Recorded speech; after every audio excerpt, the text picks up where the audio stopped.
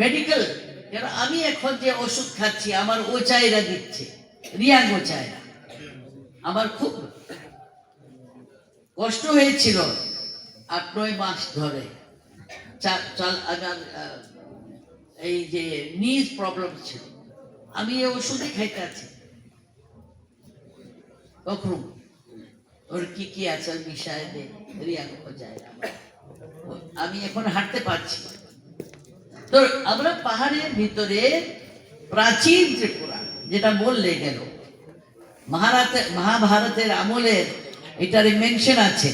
এটা যুধিষ্ঠির মহারাজের কথাতে আছে, এলাহাবাদ কোনো জায়গাতে স্তম্ভ আছে, সেখানে আপনার ত্রিপুরার নাম আছে। তবে আজকাল রাজনীতির কারণে অনেক দলরা অনেক রকমের কথা বলছে, পলিটিক্স এটার মধ্যে ঢুকে গেছে। তো আমার লক্ষ্য হয়েছে আমরা যেটা জমিন আছে, যেটা আমার আছে, যতটা বেঁচে গেছে, সেখানে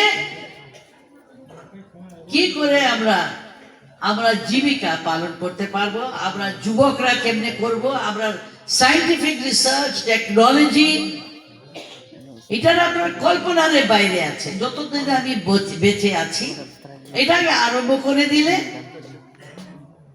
আপনারা সবেরা অনেক কিছু লাভ নিতে পারবে।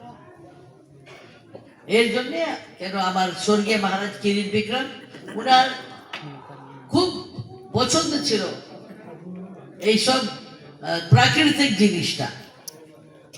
উনি প্রাকৃতিক লোকের সঙ্গে অনেক সঙ্গে কথা ওনার হতো।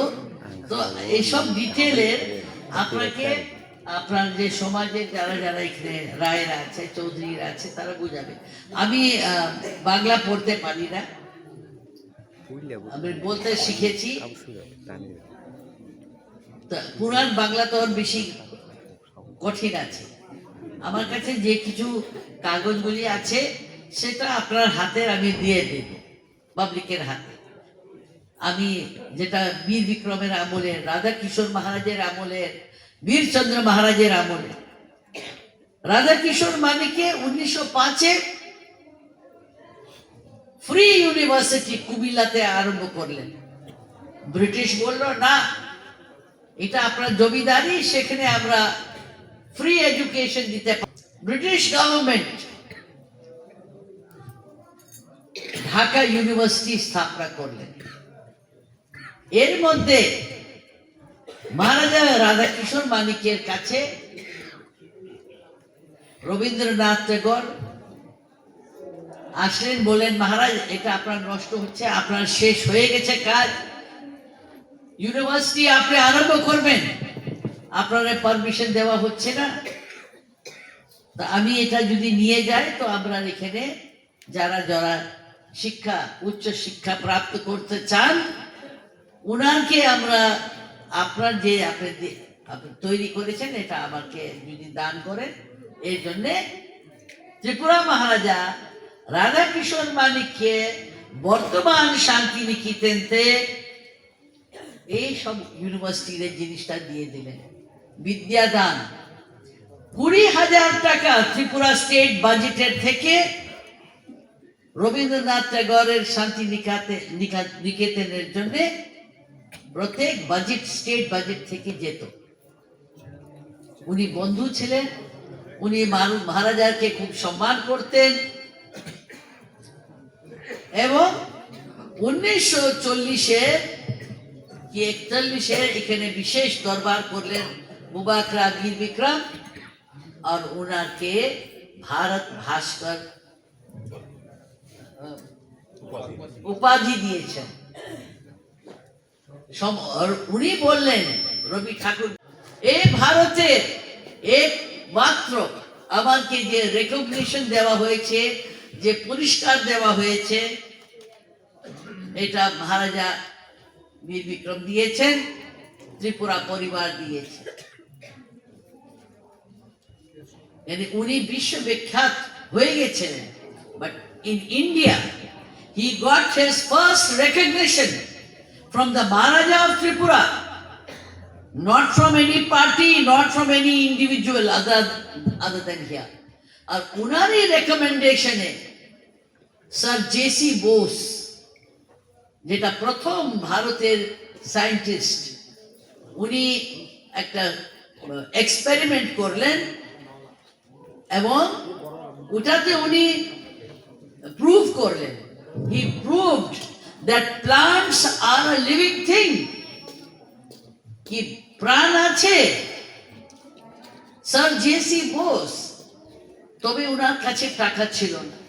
রবীন্দ্রনাথ ঠাকুর আবার আসলেন ত্রিপুরা মহারাজার কাছে, রাধাকিশোর মানিককে, যে ওনার বন্ধু ছিল, বললেন মহারাজ একটা খুব বুদ্ধিমান জ্ঞানী সায়েন্টিস্ট আছে, যেটা ভারতের আমরা দেশের লোকের খুব নাম হবে, আপনি যদি ওকে যাবার টাকা দিয়ে দেন। ওই সময় রাধাকিশোর মহারাজ বললেন, হ্যাঁ টাকা দেব, তবে আমার নামটা তোমরা ওই সায়েন্টিস্টকে বলবে না। 1.5 লক্ষ টাকা ওই সময়ে মহারাজ রাধাকিশোর মানিককে স্যার জগদীশ চন্দ্র বোসকে দিলেন। উনি ইংল্যান্ড গেলেন, and in the world scientist meeting এ উনি প্রুভ করলেন কি plants are a living thing. এভাবে